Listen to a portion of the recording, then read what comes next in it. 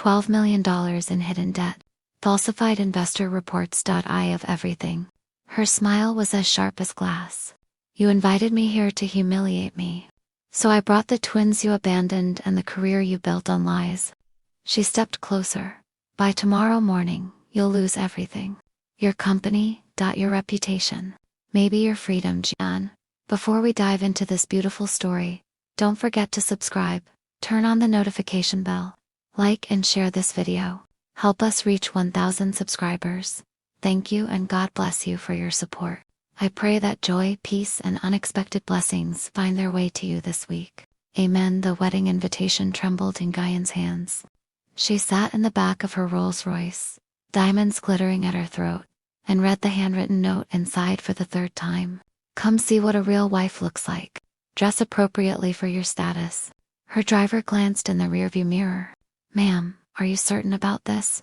Jian didn't answer. Her mind drifted 5 years away, caught in a memory she had never truly escaped. 5 years ago, she had been standing in the doorway of their bedroom, her hands resting protectively over her stomach. Junho hadn't even looked up from his phone. Sign the papers, Guyan, please, she said, her voice shaking. Think about the children. I've already made my decision. His tone was calm, detached. I don't want this life anymore. Her legs had given way beneath her. She sank to the floor, clutching the doorframe. I supported you when no one else believed in you. I worked endlessly so you could succeed. And I appreciate that, he said at last, finally meeting her eyes. But there was no warmth in them. But Mina is my future. You belong to the past. Sign the papers and move on. Where am I supposed to go? She whispered. I have nothing.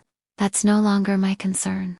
He walked past her without another glance, as if she were just part of the room. 2 weeks later, Jian brought her children into the world, far from comfort, far from help, relying only on her own strength. Present-day mommy, Guyan blinked. Her 5-year-old twins, Minjin and Xiaoyan, sat across from her in matching designer outfits, their feet swinging slightly above the floor. Xiaoyan reached out and touched her knee. Why are you sad? Jian wiped her cheeks, surprised to find them damp. Mommy's okay, sweetheart. Are we really going to see the man you don't like? Minjin asked quietly. Yes. Why? Guyan smiled. It wasn't gentle. It was steady, certain. Because he invited us. Her phone vibrated. A message from her lawyer. Stock transfer complete. You now own 51% of Lee Enterprises. The board has voted you in as chairwoman. He is unaware. Jian's heart raced. 5 years. 5 years of rebuilding from nothing. 5 years of sleepless nights, long days, and quiet determination while her children slept beside her. 5 years of carefully planned moves, silent growth, and success built without anyone knowing her name. All for this moment, ma'am. Her driver said softly. We've arrived. The Grand Hyatt Hotel rose before them, draped in white roses and gold ribbons. Cameras flashed near the entrance as Seoul's elite stepped inside in elegant gowns and tailored suits. Junho's wedding, the event everyone was talking about. Jian stepped out of the car. Minjin and Xiaoyan stood at her sides, calm and composed, like they belonged anywhere they walked. Inside the ballroom, 200 guests filled velvet chairs. Crystal chandeliers shimmered overhead. A string quartet played a gentle melody. At the altar, Junho stood in a white tuxedo, smiling confidently. Beside him, Mina glowed in a gown that caught every light in the room. Jian's heels echoed softly against the marble floor as she took a seat near the back. No one recognized her. Why would they? 5 years ago, she had been unseen, forgotten, overlooked. Now she looked like someone who had always belonged. The ceremony began. The officiant smiled warmly. We are gathered here today to witness the union of Junho and Mina in holy matrimony. Jian's fingers tightened around the envelope resting in her lap. Not yet. If anyone has a reason why these two should not be wed, speak now or forever hold your peace. Silence. Then the ballroom doors opened. Every head turned. Jian stepped forward. She walked down the center aisle, her gown flowing behind her like water. The twins followed closely, their small hands clasped together. A soft stir moved through the room. Junho's smile faltered. The color slowly left his face. Mina's hand slipped, and her glass rolled gently against the floor. Gian stopped at the altar. She didn't bow, she didn't smile. "Congratulations," she said calmly. Her voice carried through the quiet. "It's a beautiful ceremony." Junho opened his mouth. No words came. Gian extended an envelope. A wedding gift. Junho accepted it, his hands unsteady. Mina leaned closer, reading over his shoulder. He opened it. The first page was a family record. Confirmed family relationship. Parent Lee Hono. Children Lee Minjin, Lee Si-Owen. Junho took a step back, steadying himself. The second page followed. A company notice. Change in ownership registered. Major shareholder, Kong Gi-Roll. Chairwoman of the board. Effective immediately. A hush fell over the room. Whispers spread from seat to seat. Junho stared at the pages, confused. "What does this mean?" Gian leaned closer, her voice quiet and controlled. "It means our lives are connected in more ways than one," she said. "And it means we'll be seeing each other again." She straightened and turned toward the guests, offering a polite smile. "I'll see you at the office on Monday, G." The twins reached for her hands. Together, they walked toward the exit.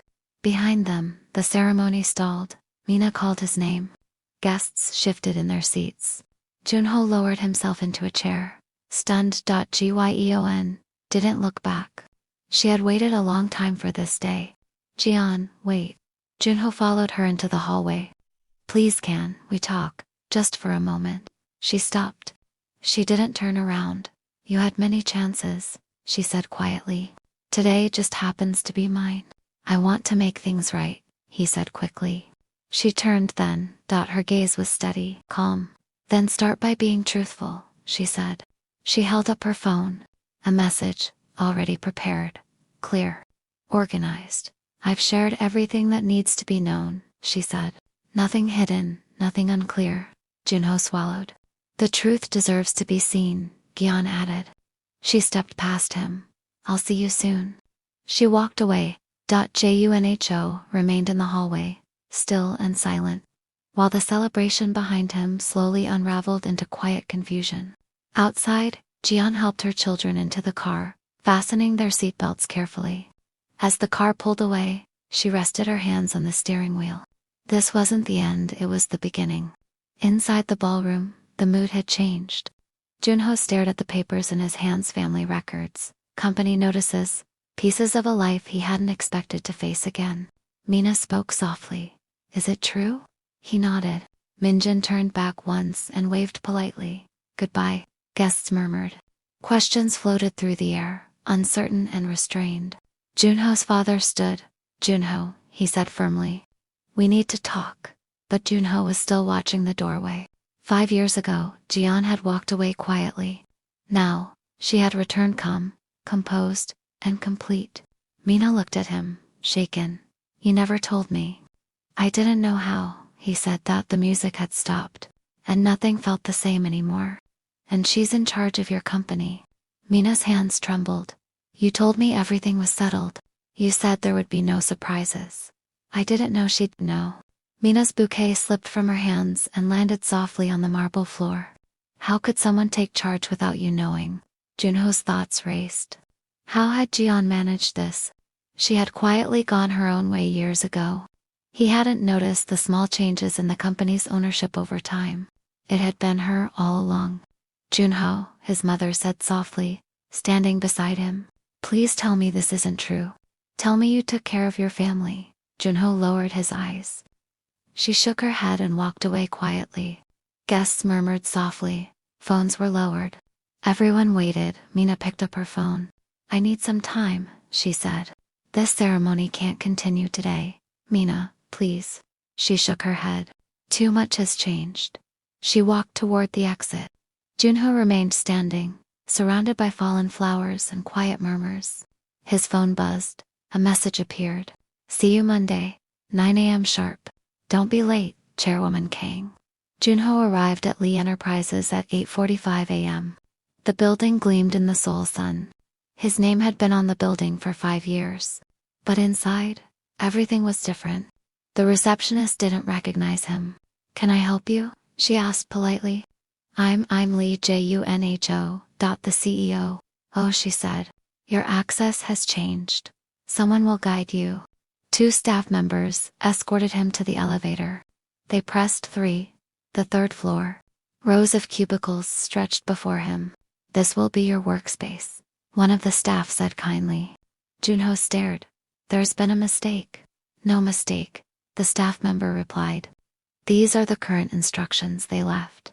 Junho looked at the small cubicle. No windows.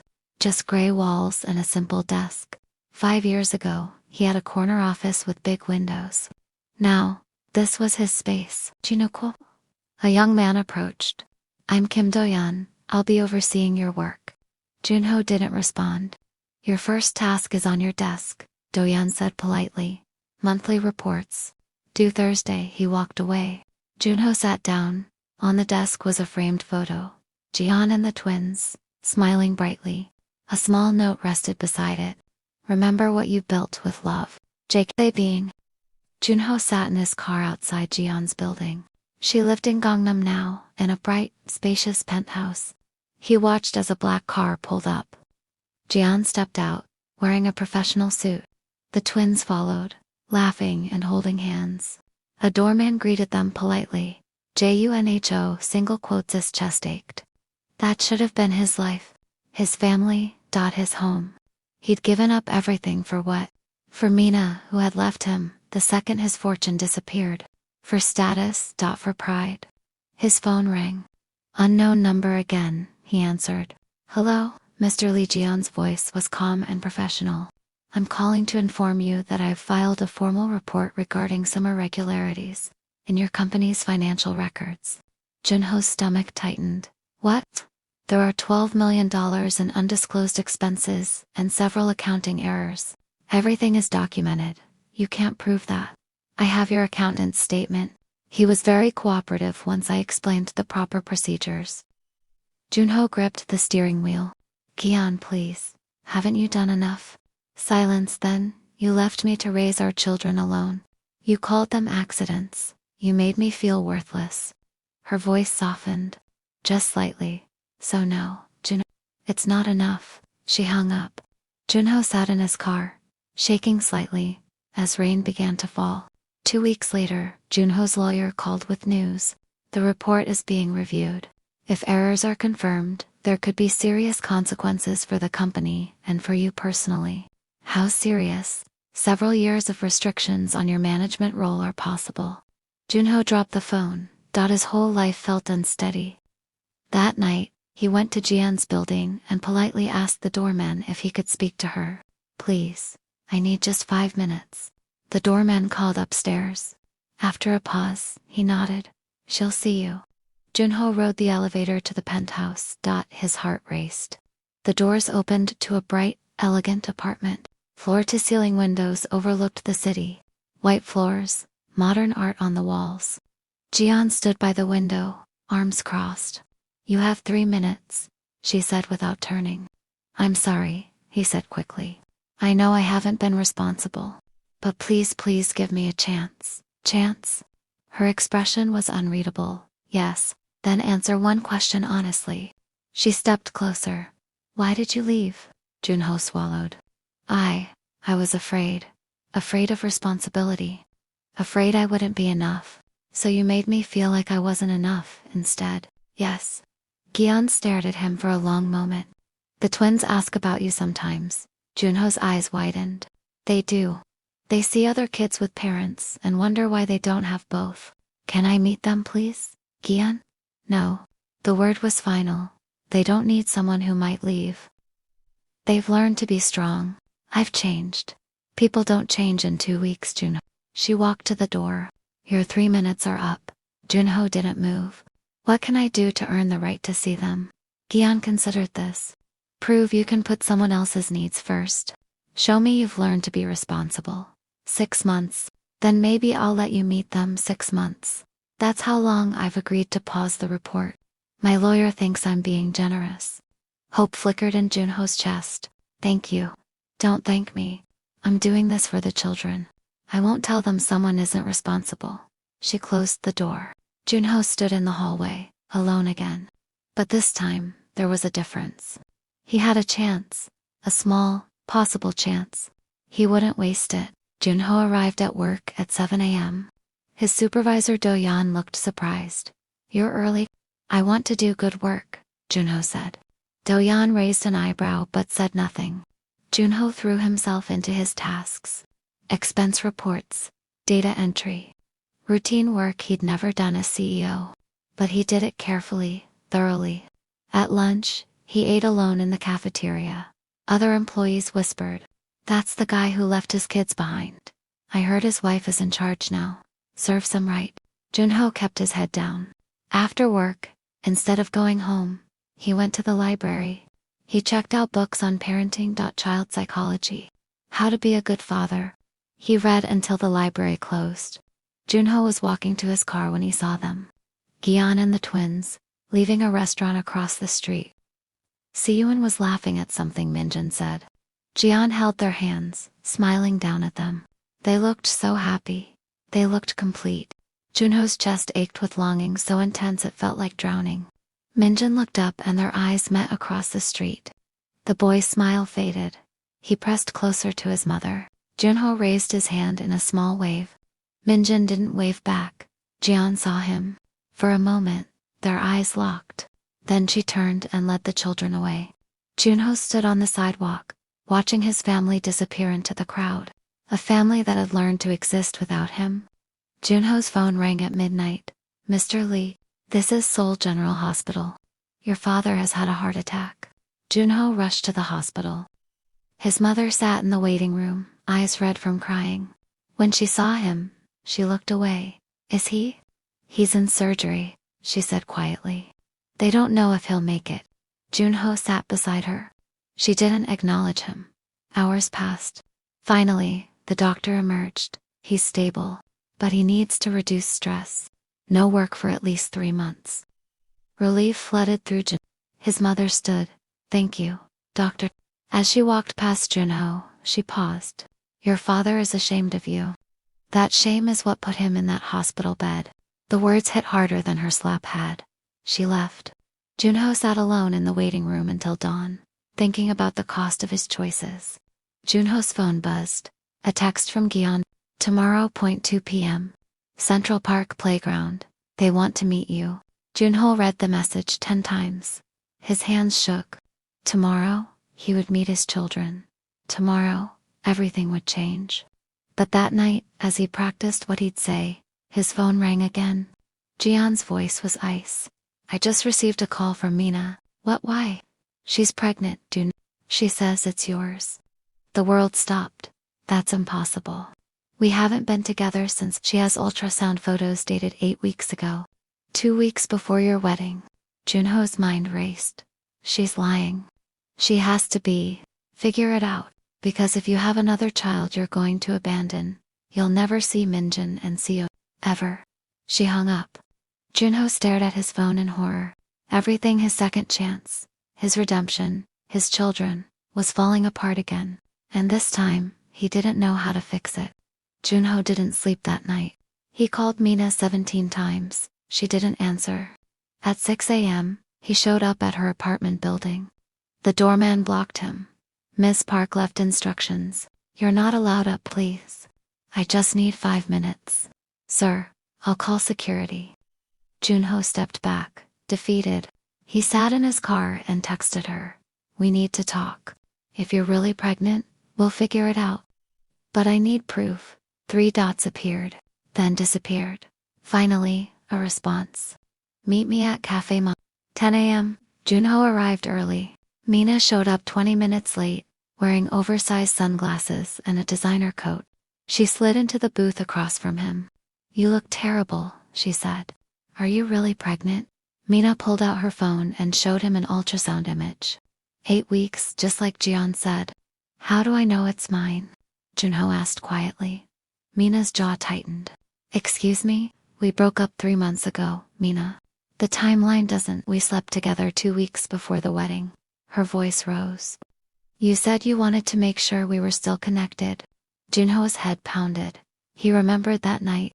She'd shown up at his apartment, crying about wedding stress. But something felt wrong. I want a paternity test. Mina's face went cold. You don't believe me? I need to be sure. She stood abruptly. But when it proves I'm right, don't come crawling back asking to be involved. She stormed out. Junho sat alone, coffee going cold, wondering how his life had become such chaos. His phone buzzed. A text from G. Meeting with the twins is postponed until you resolve this. I won't introduce them to a father with more secrets. Junho closed his eyes. He'd been so close. 3 days later, the paternity test results came back. Junho opened the envelope with shaking hands. Probability of paternity, 0%, not his. Relief crashed through him so powerfully, he had to sit down. He immediately texted Mina. Got the results. It's not mine. Her response came instantly. I know. Junho stared at his phone. What? I needed money. Thought you'd pay me to keep quiet. But you're broke now, so whatever. His hands clenched around the phone. She'd lied deliberately. To manipulate him, just like he'd lied to Gion 5 years ago. The symmetry was almost poetic. He forwarded the paternity results to Gay. Her response was simple. Tomorrow. 2 p.m. Don't be late. The playground.junho arrived at 1:45 p.m. He sat on a bench, watching children play on swings and slides. His palms were sweating. At exactly 2 p.m., Gion appeared. Minjin and Seon walked beside her, holding her hands. They looked so small, so perfect. Junho stood up. Gyeon stopped a few feet away. This is supervised. I'll be right here the entire time. He nodded. She knelt down and spoke softly to the twins. Remember what we talked about. This is your father. His name is Jim. Minjin stared at him with wide, curious eyes. You're really our dad. Junho's throat closed. He nodded. Why didn't you want us? Seoyeon asked. Her voice was so small. The question shattered him. Junho knelt down to their level. I was scared. And selfish. And I made the biggest mistake of my life. Mommy says you left when we were in her belly, Minjin said. I did. And I'm so sorry. Seoyeon tilted her head. Are you still scared? Junho's eyes burned. Yes. I'm terrified I'll mess this up again. Mommy says brave people are scared, but they try anyway, Seoyeon said matter-of-factly. He looked at Gion. She watched silently, arms crossed. Your mommy is very smart, Junho said. Minjin stepped closer. Did you bring us presents? Junho's heart sank. No, I'm sorry, I didn't know if it's okay. Minjin shrugged. Mommy says presents don't matter. Just being here matters. Those words simple, innocent, cut deeper than any accusation. They sat on the bench together. The twins told him about school. Their favorite foods. The book they were reading. Junho listened to every word like it was precious. Because it was. After 30 minutes, Gion stood. Time to go already, Minjin pouted. We'll come back, Gion said gently. If your father wants to. Both children looked at Junho. I want to, he said quickly. More than anything. Seoyeon surprised him by hugging his leg. Just for a second. Then she ran back to Gion. They walked away together. Junho sat on the bench long after they left, tears streaming down his face. 6 months later, Junho had sold his apartment, his car, everything he owned. He lived in a small studio now, and sent most of his paycheck to a trust fund for the twins. He saw them twice a month, always supervised, always brief. But slowly, they warmed to him.